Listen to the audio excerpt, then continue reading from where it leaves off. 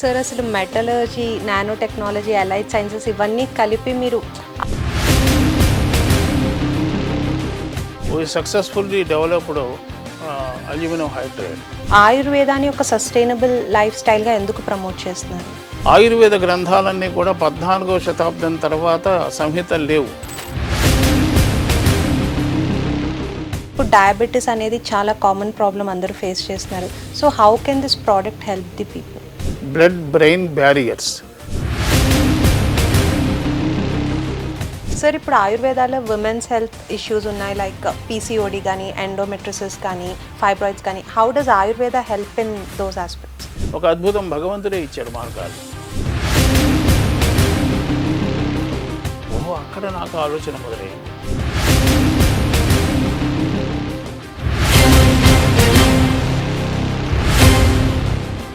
శాస్త్రి గారు, హెచ్ఎం టీవీకి వచ్చినందుకు చాలా థ్యాంక్స్ అండి.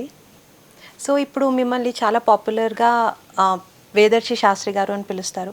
సో మీరు multi disciplinary research and metallurgy and allied sciences వీటన్నిటిలో చాలా ఎక్స్పర్టీస్ ఉంది మీకు. సో ఆయుర్వేదిక్ ఫార్ములేషన్స్లోకి ఎలా వచ్చారండి? ధన్యవాదాలు మొదటగా ఆహ్వానించినందుకు. అలాగే ఇది సనాతన భారతీయ విజ్ఞానం. మనం అన్ని వేదాల్లో ఉందని చాలామంది అంటూ ఉంటారు, సైన్సు టెక్నాలజీ ఉందంటూ ఉంటారు, కానీ దాన్ని ఎవరు కూడా ఎక్స్ప్లోర్ చేసినటువంటి ప్రయత్నం మొదటి నుంచి జరగట్లేదు. భగవద్ నిర్దేశమో ఏమో తెలియదు, కానీ నన్ను ఒక టూల్గా ఈ వేద విజ్ఞాన పరిశోధనలోకి నేను ఒక రకంగా నా డెస్టినీ అట్లా వచ్చేసాను. First metallurgy, materials, nano technology, అలా ఎక్స్ప్లోజివ్ కెమిస్ట్రీ. నిజానికి నేను నిన్ననే డిఆర్డిఓ మీటింగ్లో పార్టిసిపేట్ చేసి ఈరోజు ఇక్కడికి వస్తున్నాను. We successfully developed aluminium hydride. అది explosive material, first time in India. అది మేము డెవలప్ చేసాం. అది నిన్ననే కన్ఫర్మ్, అది ఇన్స్టిట్యూట్ కూడా యాక్సెప్ట్ చేసింది. Now we are going to patenting that technology. So ఇండియాలో ఇంతవరకు ఎవరు చేయలేదు అది. సో అది hydrogen based fuel for futuristic weapons కానీ, రాకెట్ ఫ్యూయల్ కానీ పనికొచ్చేది. ఇదంతా కూడా నేను చేస్తున్నటువంటిదంతా కూడా భారతీయ విజ్ఞానంలో ఉన్నటువంటి అలా అనేక మార్గాలు, ప్రాసెసింగ్, లేకపోతే డీకోడింగ్, లేకపోతే మెథడ్స్ని మేము చేసుకోవటం, డిజైన్ ఆఫ్ ఎక్స్పెరిమెంట్స్ కానీ, ఇదంతా కూడా భారతీయ విజ్ఞానంలో నేను దాన్ని స్ఫూర్తిగా తీసుకొని చేస్తున్నటువంటివి. ఇందులో ప్రధానమైనటువంటిది భారతీయ విజ్ఞానంలో ఏ విజ్ఞానమైనా రా మెటీరియల్ కామన్, మనం ఉపయోగించాల్సింది. మన భారతీయ విజ్ఞానంలో either metallurgy or material or medicine, whatever, అన్నీ కూడా సహజ సిద్ధమైనటువంటి మినరల్స్, లేకపోతే ఇలాంటివే వాడారు, హెర్బ్స్, ఔషధులు. సో వీటిల్లో ఇది వైద్యానికి ఆయుర్వేదం ఏ విధంగా, వైద్యంలో కూడా హెర్బో మినరల్స్ ఉన్నాయి. మన శరీరంలో అన్నీ ఉన్నాయి. ప్రకృతిలో ఏమున్నాయో మన శరీరంలో ఐరన్ డెఫిషియన్సీ అంటాం, లేకపోతే కాల్షియం డెఫిషియన్సీ అంటాం. కాబట్టి ఇవన్నీ కూడా ఆయుర్వేద గ్రంథాల్లో చెప్పబడ్డవి. ఇది ఆయుర్వేదం మీద నాకు డీప్, దీని మీద చేయాలి, గ్లోబలైజ్ చేయాలి, రీడిఫైన్ చేయాలి అనే ఆలోచన నాకు 2007-08 నుంచి రావటం. దాని మీద ఒక మూమెంట్ లాగా కూడా స్టార్ట్ చేసి దీన్ని రీడిఫైనింగ్ ఆయుర్వేద. ఎందుకంటే భారతీయ ఆయుర్వేద గ్రంథాలన్నీ కూడా 14వ శతాబ్దం తర్వాత సంహితలు లేవు. అంటే దాదాపు ఒక 1000 సంవత్సరాలు అయిపోతుంది. ఈ 1000 సంవత్సరాల్లో మారినటువంటి వాతావరణ పరిస్థితులు కానీ, సాయిల్ కండిషన్స్ కానీ, ఇప్పుడు మనం అంటున్న గ్లోబల్ పొల్యూషన్స్ కానీ, ఎందుకంటే ఆహారంలో మార్పులు మనకు తెలుసు. మనం తింటున్నటువంటి ఆహారాల్లో చాలా రకాల అసలు శక్తిహీనం, ఏమీ లేకుండా ఏదో తినేస్తున్నాయి, అడల్టరేషన్ జరుగుతున్నాయి. సిమిలర్లీ ఔషధుల్లో కూడా అలాంటివి ఉన్నటువంటి డెఫిషియన్సీ కానీ, ఉన్నటువంటి కంపోజిషన్లో అవన్నీ ఉన్నాయా లేవా అనేటువంటిది అక్కడ స్టార్ట్ చేసాం. అక్కడ చెప్పాలంటే మీకు 143 ఐఐసిటి సిఎస్ఐఆర్ ల్యాబ్స్ వాళ్ళు చేసినటువంటి రీసెర్చ్లో 143 అశ్వగంధ స్పీసీస్ తీసుకుంటే ఆల్ ఓవర్ ఇండియా, అందులో ఒక 2 హెర్బ్స్లో మాత్రమే మనకు ఉండాల్సినంత వితనాయిడ్స్ అనేటువంటి యాక్టివ్ కెమికల్ ఉంది. ఓహో, అక్కడ నాకు ఆలోచన మొదలైంది. ఈ విధంగా అన్ని హెర్బ్స్లో ఇదే పరిస్థితి ఉంటుంది కదా. సో మనం వితనాయిడ్స్ అనేటువంటి యాక్టివ్ ఇంగ్రీడియంట్ ఏదైతే పోషకమో, ఏదైతే బలమో, ఆ ఇంగ్రీడియంట్ లేకుండా అశ్వగంధాన్ని మనం రోజు వాడితే ఉపయోగం ఏముంది అనేది అక్కడ స్టార్ట్ అయింది. ఆ స్టార్ట్ అయినటువంటి ఆలోచన నుంచి అక్కడి నుంచి దాదాపు 300-400 హెర్బ్స్ని వాటిని ఫైటోకెమికల్ యాక్టివ్ ఇంగ్రీడియంట్ పర్సంటేజ్ ఎలా ఉంది ఇలాంటివన్నీ కూడా చెక్ చేసుకుంటూ, ఓకే ఓన్లీ ఇందులో ఇది లేదని తెలుసుకోవటంలో ఉపయోగం లేదు కాబట్టి దాన్ని ఎలాగ మనం ఎఫిషియన్సీ పెంచుతాము అనేటువంటిది కూడా రీసెర్చ్ చేసి క్రిస్టల్ లెవెల్లో చేంజ్ అనేది ఎలాగా ఒక అద్భుతం భగవంతుడే ఇచ్చాడు మార్గాలు. ఎలా ఇచ్చాడంటే ఒక పర్టికులర్ హెర్బ్తో ఇంకో పర్టికులర్ హెర్బ్ కనుక మిక్స్ చేస్తే దీని యొక్క పొటెన్షియల్ అనేది 100 టైమ్స్ పెరుగుతుంది. ఇదొక అద్భుతమైనటువంటి రహస్యం ఆయుర్వేద గ్రంథాల్లో చెప్పారు. మీకు ఒక్కొక్కడ చిన్న ఉదాహరణ చెప్తాను. పసుపుతో మిరియం కలిపితే పసుపు యొక్క ఎఫిషియన్సీ 100 టైమ్స్ పెరుగుతుంది. అందుకని పాలల్లో పసుపు మిరియం వేసుకొని తాగమంటూ ఉంటారు ఏదైనా ప్రాబ్లం వచ్చినప్పుడు. తర్వాత ఇది ఎందుకు చేశామని మేము సైంటిఫిక్గా స్టడీ చేసినప్పుడు, ఓకే ఒక హెర్బు యొక్క బేసిక్ స్ట్రక్చర్ని దాని క్రిస్టల్ దీన్ని చేంజ్ అనేది ఇంకొక హెర్బ్తో కనుక కలిపినప్పుడు ఇది దీని యొక్క ఎఫిషియన్సీ పెరుగుతుంది అనేది అర్థమయ్యి అలాగా ఆ కాంబినేషన్స్ వెతుక్కుంటూ చేసుకుంటూ వచ్చాం. తర్వాత ఆయుర్వేదాలో మనకున్న మరొక ఉన్నటువంటి సమస్య ఏంటంటే డాక్యుమెంటేషన్ లేకపోవటం. సో ఆ డాక్యుమెంటేషన్ స్టార్ట్ చేసాం. అలాగే హెర్బ్స్ ప్రతిదానికి కూడా అథెంటికేషన్ అథెంటికేషన్ చేసాం. అలాగే క్రిస్టల్ స్ట్రక్చర్ ఇందాక నుంచి చెప్తాను, క్రిస్టల్ స్ట్రక్చర్లో చేంజ్ అనేది తీసుకొచ్చాము. అంటే by mixing 2 herbs or 3 herbs to enhance దాని యొక్క ఫైటోకెమికల్ యాక్టివిటీని ఎలా ఎన్హాన్స్ చేయొచ్చు అనేది ఒకటి చూసాం. తర్వాత సైజు, పార్టికల్ సైజ్ మెయిన్గా ఏంటంటే ఆయుర్వేదాలో భస్మాకి హెర్బోమినరల్ మెడిసిన్స్కి ఉన్నటువంటి లక్షణం ఏంటంటే నానో సైజ్. సో ఎప్పుడైతే సూక్ష్మీకరణ అంటాం, మనము ఎంత సూక్ష్మంలోకి వెళ్తే అంత మనకు విస్తృతమైన ఫలితాలు వస్తుంది. అందుకని సెటిల్ వరల్డ్ అంటాం. సో ప్రపంచంలో మనం బాహ్యంగా కనబడేది కన్నా, భౌతికమైన నేత్రానికి కనబడేది కన్నా ఎప్పుడైతే సూక్ష్మ స్వరూపానికి వెళ్తామో, అలాగే మెడిసిన్ కూడా సూక్ష్మ రూపానికి వెళ్ళినప్పుడు దాని యొక్క ఎఫికసీ పెరుగుతుంది. ముఖ్యంగా ఒక మెడిసిన్ పనిచేయటానికి ప్రధాన అవరోధం, అలోపతిలో ఉన్న అవరోధం ఏంటంటే అది పార్టికల్ సైజు వల్ల బీబీబీ అంటాం, బ్లడ్ బ్రెయిన్ బ్యారియర్స్, అది క్రాస్ చేయలేవు. కానీ ఆయుర్వేదాలో నానో సైజులో ఉన్నటువంటి డ్రగ్స్ ఈ బీబీబీ క్రాస్ చేయగలవు. ఇవి నేను ఊరికినే చెప్తున్న విషయాలు కావు. నైపర్లో ఇవన్నీ టెస్ట్ చేసి వాటి యాక్టివిటీని అంతా కూడా మేము చేసి వాటిని పేటెంట్స్ కూడా అప్లై చేసాం. సో ఆ సైజ్ అనేది అది చాలా ప్రధాన పాత్ర పోషిస్తుంది. సో ఆ విధంగా ఇవన్నీ చేసుకుంటూ ఒక 60 ఫార్ములేషన్స్ చేసి ఫర్ డిఫరెంట్ వీటికి క్లాసికల్ అంటే భారతీయ వైద్య విధానం అనేటువంటిది అది ఏజ్ ఓల్డ్ కాదు. అది ఈ రోజుకి కూడా ఒక తరగని సంపద, మానవాళికి ఒక అభయాన్ని ఇచ్చేటువంటి ఒక మార్గం అనేటువంటిది ప్రపంచానికి కన్వే చేయడానికి నా వంతు నేను ప్రయత్నాలు చేస్తున్నాను. సార్, అసలు metallurgy, nano technology, allied sciences ఇవన్నీ కలిపి మీరు ఆయుర్వేదిక్ ఫార్ములేషన్స్లోకి తీసుకొచ్చారనేది అది ఒక చాలా ఇంట్రెస్టింగ్ అండ్ న్యూ కాన్సెప్ట్ మాకు అండ్ మా ఆడియన్స్కి కూడా. సార్, ఇప్పుడు మీ ఇన్స్టిట్యూట్ SRI వీటిలో మీరు వేదిక్ సైన్స్ మీద చాలా ఎంఫసైజ్ చేస్తారు. సో దాని గురించి కొంచెం ఎక్స్ప్లెయిన్ చేస్తారా? మీరు చెప్పినవి 3 కూడా ఒకదాంతో ఒకటి అనుసంధానించబడే ఉన్నాయి. ఇవేమి సపరేట్ సైన్సెస్ కాదు. భారతీయ గురుకుల విద్యా విధానంలో కాంపాక్ట్ సైన్సెస్ అంటాం. అంటే అక్కడ విద్య బుక్స్ కాదు, ప్రాక్టీసింగ్ ఈజ్ లెర్నింగ్. సో భారతీయ విద్యా గురుకులాల్లో ఒకప్పుడు ఏంటంటే వాళ్ళు ఒక విమానం తయారు చేయాలి అంటే ఆ విమానం తయారు చేయడానికి కావలసిన అంశాలన్నీ కూడా గురువుల దగ్గర నేర్చుకొని వాళ్ళు ప్రాక్టికల్గా చేసేవారు. సో ఇప్పుడు మనము డివైడ్ చేసుకున్నాం, కెమిస్ట్రీ, ఫిజిక్స్ ఇలాగా. పూర్వం అలా లేదు, అది మల్టీడిసిప్లినరీ, ఇంటర్డిసిప్లినరీ. మళ్ళీ ఇప్పుడు అదే చాలా 2005లో మొట్టమొదట ఈ పదాన్ని నేను ఐఐటి మద్రాసులో వాడాను. ఇంటర్డిసిప్లినరీ ఉండాలి అని, మల్టీడిసిప్లినరీ ఉండాలి. ఎందుకంటే ఫిజిక్స్ వాడు నాకు కెమిస్ట్రీ తెలియదంటే వాడి రీసెర్చ్ పూర్తి కాదు.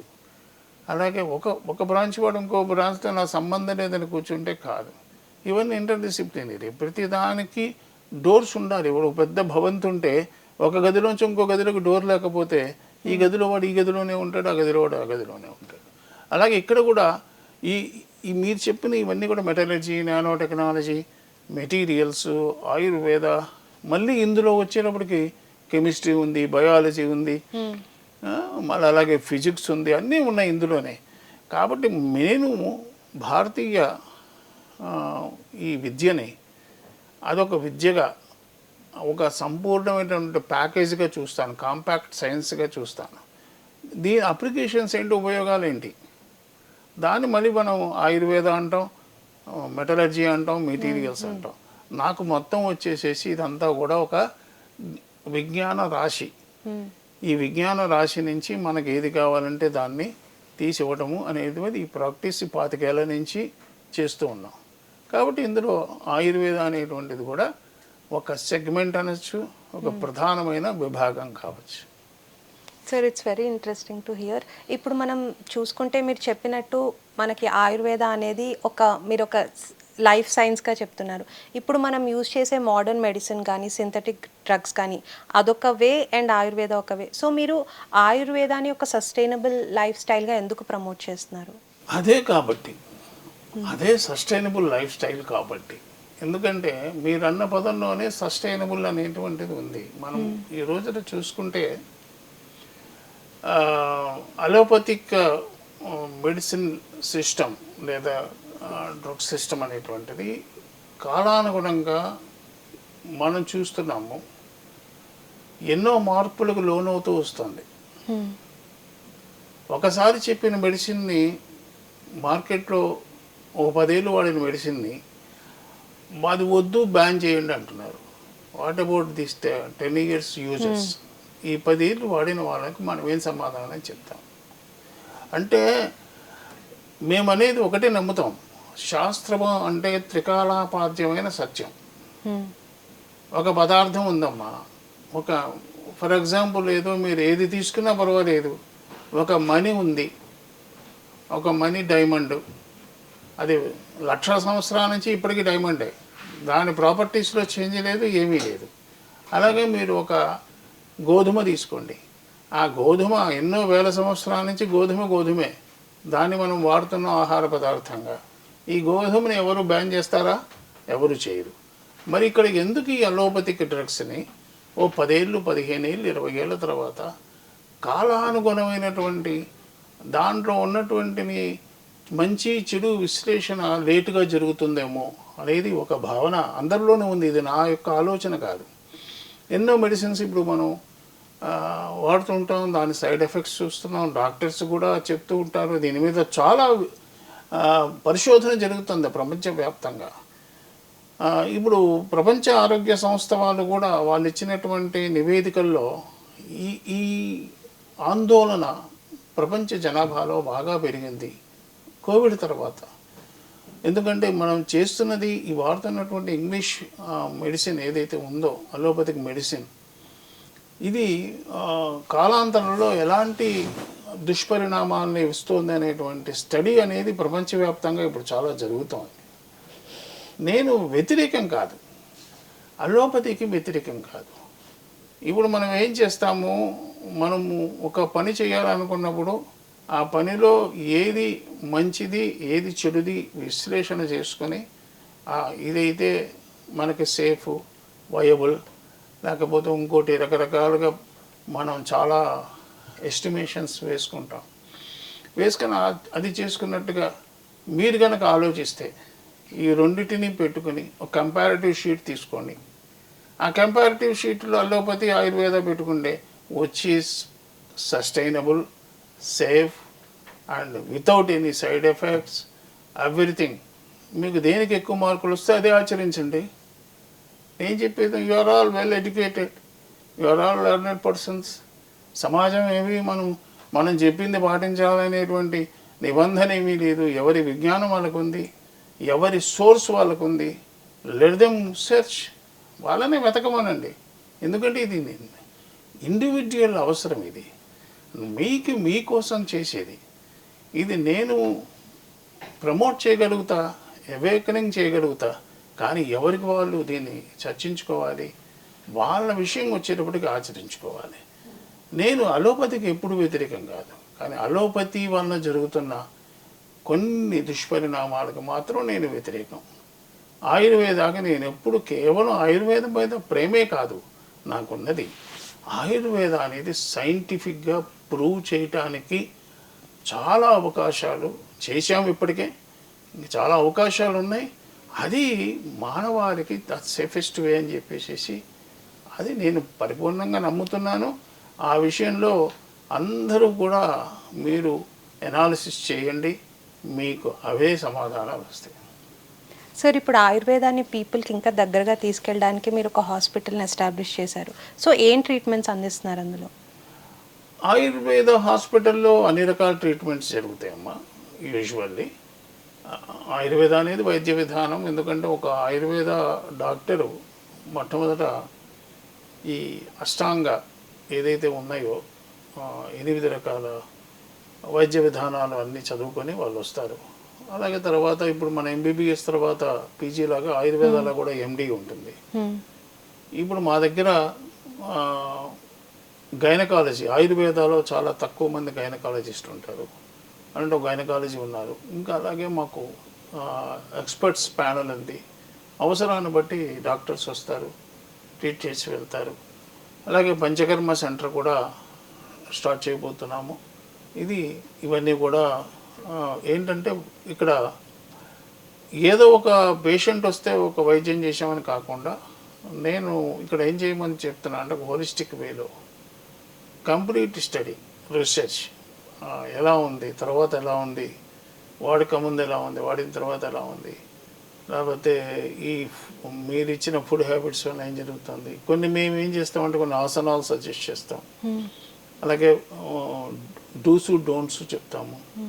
ఇవన్నీ చేయడం మూలాన how patient is getting rehabilitated, relax ఎలా, ఎంతవరకు రిలీఫ్ వస్తుంది అనేటువంటిది మొత్తం స్టడీ, మొత్తం డాక్యుమెంటేషన్ చాలా ఇంపార్టెన్స్ ఇస్తున్నాను ఇప్పుడు నేను. ఎందుకంటే రికార్డ్స్ అన్నీ కూడా ప్రపంచానికి తెలియాలి కాబట్టి. సార్, ఇప్పుడు మీరు ఓవర్ 60 ఆయుర్వేదిక్ ఫార్ములేషన్స్ మీద పనిచేశారు. వాటి గురించి కొంచెం ఎక్స్ప్లెయిన్ చేస్తారా మా ఆడియన్స్కి? 60లో సెగ్మెంట్ వైజ్ ఉన్నాయమ్మా. చాలా ఒక్కొక్క సెగ్మెంట్లో మేము కూడా అలోపతిక్ వాళ్ళు ఏ విధంగా సెగ్మెంట్ చేస్తారో ఇందులో మాకు ఆయుర్వేదాలో కూడా దాదాపుగా ఏ సెగ్మెంట్ ఆయుర్వేద పరంగా చెప్పుకుంటూ వచ్చారో వాటిని పరంగా మేము కూడా సెగ్మెంట్ వైజ్గా డెవలప్ చేసాం. అలాగే ఇంకా కాకుండా ప్రధానంగా ఈ మధ్య అందరూ సప్లిమెంట్స్ దీని మీద బాగా చూస్తున్నారు. ఇంతవరకు భారతదేశంలో ఆయుర్వేదాలో సప్లిమెంట్ అనేటటువంటి ఒక సెక్షన్ ఉందనేటువంటిది మేమే ఫస్ట్ దాన్ని బయటికి తీసాం. సో ఇప్పుడు మేము ఆయుర్వేదిక్ సప్లిమెంట్స్ కూడా స్టార్ట్ చేస్తున్నాం. ఈ ఆయుర్వేదిక్ సప్లిమెంట్ బల్య పోషక ఈజ్ సప్లిమెంట్. సో ఈ ఆయుర్ సప్లిమెంట్స్ అని ఒక డివిజన్ స్టార్ట్ చేసాం. ఇది రెగ్యులర్గా మీకు వచ్చే రెగ్యులర్ ప్రాబ్లమ్స్, ఫర్ ఎగ్జాంపుల్ పిల్లలకి కానీ అన్ని వయసుల వాళ్ళకి, అలాగే స్త్రీ పురుషాదులకి వాళ్ళకి వచ్చే రెగ్యులర్ ప్రాబ్లమ్స్, వాటి మీద ఈ ఆయుర్ సప్లిమెంట్స్ ఒకటి స్టార్ట్ చేసాం. ఈ 60 కూడా మీకు ఇందాక చెప్పినట్టు నర్వస్ సిస్టమ్ మీద ఉన్నాయి, లైఫ్ స్టైల్ డిజార్డర్స్ ఉన్నాయి, అలాగే స్త్రీ మెయిన్గా వచ్చి గైనకాలజీ ప్రాబ్లమ్స్ ఉన్నాయి, ఇంకా మీకు లివర్, హార్ట్, బ్రెయిన్, అలా అన్ని పరంగా ప్రతి సెగ్మెంట్లోనూ వాటికి సంబంధించినటువంటివన్నీ ఉన్నాయి. సార్ ఇప్పుడు గ్లూకోవేదా అని ఒక యాంటీ డయాబెటిక్ ఫార్ములేషన్ని మీరు ప్రవేశపెట్టారు. సో ఇప్పుడు డయాబెటీస్ అనేది చాలా కామన్ ప్రాబ్లం, అందరూ ఫేస్ చేస్తున్నారు. So how can this product help the people? Glucoveda well proven అమ్మా, చాలామందికి ఇచ్చాము. ఇదేంటంటే ఇందులో మెయిన్గా వాళ్ళకి మేము కూడా ఏం చెప్తామంటే ప్రధానంగా ప్యాంక్రియాస్ రెగ్యులేట్ కాకపోవటమే ఒక రకంగా డయాబెటీస్ కారణం. అలాగే జెనెటిక్ పితృ వాళ్ళ పైనుంచి వచ్చేటువంటివి కూడా జెనెటిక్గా వచ్చేటువంటి కూడా ఉంటాయి, వంశపారంపర్యం వచ్చేది.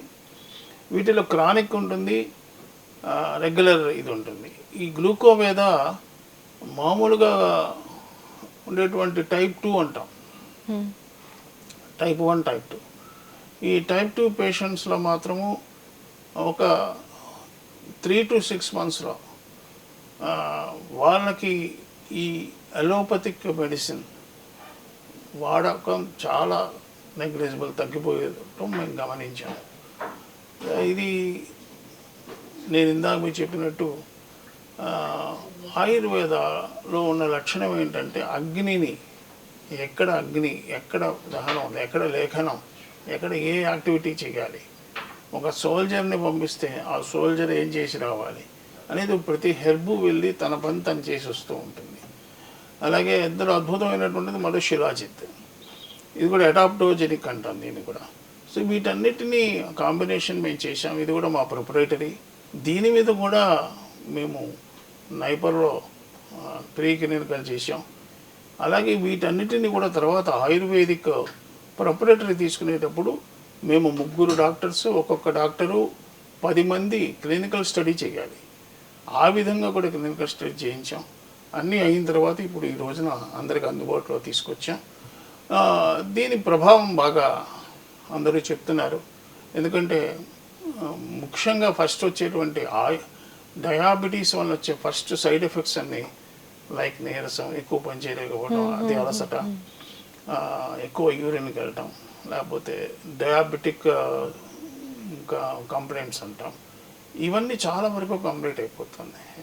అందులో మీకు డయాబెటీస్ ఉన్నవాళ్ళు వాడేటువంటి ఏదైతే మెడిసిన్ కెమికల్ ఉందో దానివల్ల విటమిన్ డి విటమిన్స్ అన్నీ కూడా డెఫిషియట్ వస్తాయి. ఇది ఈ మందు వాడటం మూలాన ఆ విటమిన్ డెఫిషియన్సీ లేకుండా జరుగుతుంది. వీఆర్ చాలా అబ్జర్వింగ్ పేషెంట్ టు పేషెంట్, మేము అబ్జర్వింగ్ ది ఎలా పనిచేస్తుంది అనేది ఆ డేటా అంతా కూడా తయారు చేస్తున్నాం. సార్ ఇప్పుడు ఎవరైనా ప్రూఫ్స్ అడుగుతున్నారు మనకి, అంటే ఇప్పుడు ఈ మెడికేషన్ మీరు ఏదైతే 60 ఫార్ములేషన్స్ చెప్పారో, so is it backed by research or మీరు ఎలా ప్రూవ్ చేస్తున్నారు వాటి వ్యాలిడిటీ అండ్ అసలు ఈ ప్రయాణమే నేను ప్రూవ్ చేయటానికే ఈ ప్రయాణం మొదలైంది. అంటే డైరెక్ట్గా ఆయుర్వేద వాళ్ళు చేసే క్లాసికల్ ఫార్ములేషన్స్ తీసుకొచ్చి నేను చేస్తే there is no difference between వాళ్ళకి నాకు పెద్దగా భేదం ఉండదు. అంటే ఇక్కడ ఏం జరగాలంటే వాళ్ళు చేసేది క్లాసికల్, దే ఫాలో, వాళ్ళు మన సనాతన విజ్ఞానాన్ని గౌరవిస్తున్నారు, వాళ్ళని మనం గౌరవించాలి. కానీ ఇప్పుడు మీలాంటి అందరూ అడిగే క్వశ్చన్ ఏంటంటే is there any scientific basis అనేటువంటి క్వశ్చన్కి నేను ఆన్సర్ చేయడానికి ఈ ప్రయాణం మొదలుపెట్టాను. ఈ ప్రయాణంలో ఈ నేను చేస్తున్న ప్రతి ఫార్ములాకి దాని సైంటిఫిక్ బేస్ ఏంటి, దాని టెస్టింగ్ ఏంటి, దానికి సంబంధించినటువంటి అన్ని రకాల డాక్యుమెంటేషన్ అంతా కూడా చేసి then only I'm releasing in the market. అలాగే నాట్ ఓన్లీ దట్, ఇంకా in addition what I'm doing is patient record, ఎలా ఇది పనిచేస్తుంది, దీన్ని ఏ విధంగా మళ్ళీ ఇంకా ఫైన్ ట్యూన్ చేయగలం, అదొక నిరంతరమైనటువంటి ఒక ప్రక్రియగా మా సంస్థ పనిచేస్తుంది. అంటే ఇది ఏదో ఒకసారి చేసేసామని కాకుండా based on the patient recovery and rehabilitation, how best we can redesign or reformulate and everything. ఇది ఒక నిరంతర ప్రక్రియ. సో అన్నీ దీనికి సంబంధించినటువంటి రికార్డ్స్ అన్నీ కూడా మేము మెయింటైన్ చేస్తున్నాము. రేపు సైంటిఫిక్గా కూడా మేము పేపర్స్ పబ్లిష్ చేస్తున్నాం. ఆల్రెడీ సైంటిఫిక్ జర్నల్స్లో ఒక్కొక్క దాని మీద ఒక్కొక్క పేపర్ కూడా పబ్లిష్ చేయబోతున్నాం. ఆల్రెడీ కమ్యూనికేట్ చేసాం.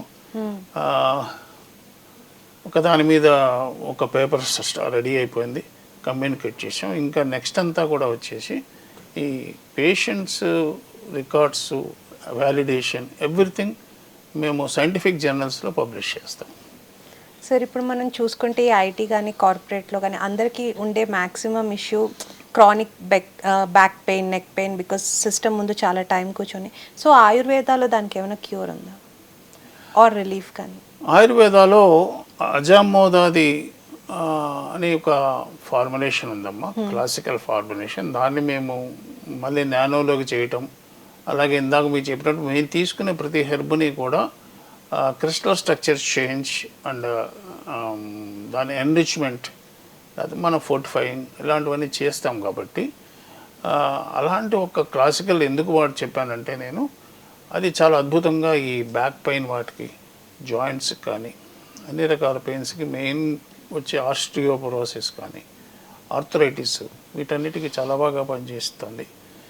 దానికి తోడు మేము క్రీమ్ కూడా డెవలప్ చేసాం, ఒక ఆయింట్మెంట్ లాగా.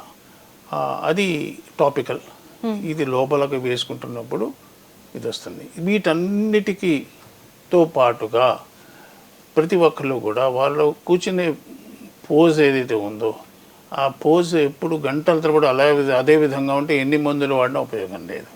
కొద్దిపాటి లేవటం, కొద్ది ఎక్సర్సైజ్ చేయటం గంటకి. అలాగే మనము మన శిరస్సుని మనం ఒక ఎక్సర్సైజ్ లాగా మూమెంట్ అనేది ఇట్లా శిరో మూమెంట్, అలాగే ఐ బాల్ మూమెంట్ చేస్తూ ఎత్తు మనం చూసేటువంటి దృశ్యం సమాంతరంగా ఉండేటట్టుగా ఉంటే చాలా అద్భుతమైన ఫలితాలు వస్తాయి. సార్ ఇప్పుడు ఫైనల్గా అంటే ఇప్పుడు చాలామంది పీపుల్ ఉంటారు, వాళ్ళకి ఆయుర్వేద ఎక్స్ప్లోర్ చేయాలని ఉంటుంది, కానీ కొన్ని డౌట్స్ ఉంటాయి, అన్ష్యూర్గా ఉంటారు. అండ్ మీరు చెప్పినట్టు మనం చాలా ఇయర్స్ నుంచి మోడర్న్ మెడిసిన్కి అలవాటు అయిపోయి ఉన్నాం. సో అలా ఎక్స్ప్లోర్ చేద్దాం అనుకునే పీపుల్కి మీరు ఇచ్చే అడ్వైస్ ఏంటి? తప్పకుండా జిజ్ఞాస మొట్టమొదట విజ్ఞాన సంపాదనకి జిజ్ఞాస అనేది మొదటి మెట్టు. నువ్వు విజ్ఞాన సముపార్జన చేయాలి అంటే. అయితే మనకున్నటువంటి మాకు అనేక రీసెర్చ్ యాక్టివిటీస్ జరుగుతూ ఉంటాయి. మాకు నేను మొదట చెప్పినట్టుగా ఆయుర్వేద అనేటువంటిది ఒక సెగ్మెంట్ అయితే అదర్ యాక్టివిటీస్ కూడా జరుగుతూ ఉంటాయి. బట్ మా Ayurveda doctor is always available. Online consultation ఏర్పాటు చేశాం. అలాగే వీడియో కాల్ చేయొచ్చు, ఆడియో కాల్ చేయవచ్చు. డౌట్స్ అన్నీ కూడా ఆవిడతో మాట్లాడచ్చు.